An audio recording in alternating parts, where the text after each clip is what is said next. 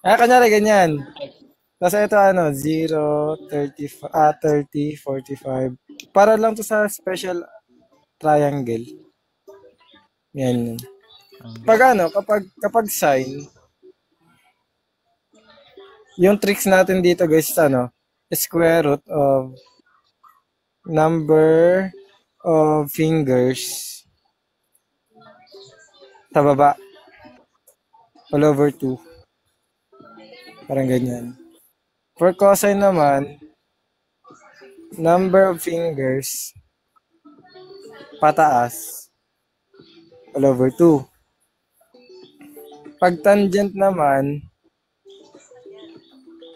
number of fingers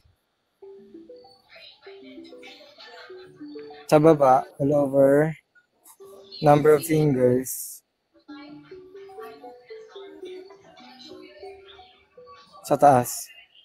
Parang ganito siya. Ganito yung tricks. For example, ano, sin 30. Kunyari, sin 30. So, yung sin 30 natin, di ba ito yung 30? Yung tricks natin dyan, magiging square root of, yan, square root of number of fingers. Galing dito sa sin 30, ilan ba yung fingers pababa? So, 1 lang, no? Ibig sabihin, magkakaroon tayo dyan ng square root of 1 over 2, which is 1 half. Pero pag tanong naman is ano, sin 45, yung sagot natin dyan guys is, so galing dito sa 45, meron tayong sin 45 na, since pababa, di ba, number of fingers pababa. Galing dito, 1, 2. So square root of 2 over 2. Ganyan. Kunyari, sin 60, square root of 3 over 3. So ganun siya. Ganito yung tricks lang na alam. Explain mo naman kung bakit nagkaroon ng square root of 3 over 3. Grabe. Ha? Wala, tricks lang yan. Hindi nga, Ay, yung square root of ito? 3. Oo, siyempre, Rationalize. Kasi di ba guys, wala tayong answer dapat pagdating sa algebra na may radical sa denominator. Ginagawa natin, rationalize natin or conjugate. So para mag-rationalize, multiply natin to guys, itong dalawa. Magkakaroon ka dyan ng over 3, square root of 3 over 3 or equal to 1 pa rin naman. Yung goal lang natin dito is para makancel yung radical dito. So magkakaroon tayo ng square root of 1 is 1 times square root of 3. Yan, square root of 3 times square root of 3, magkakaroon ka dyan ng 3 lang, makakancel yung radical.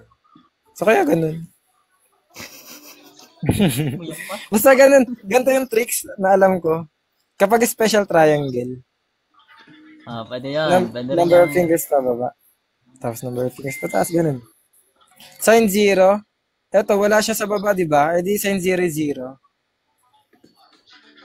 Square root of, kung dito yung sin 0 natin, square root of 9 plus 3. Ha?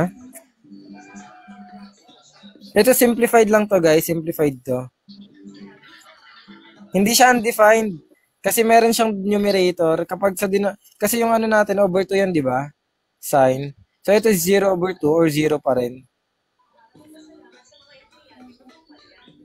Ay, di ko sure. Kata. Basta ganun yung tricks niya.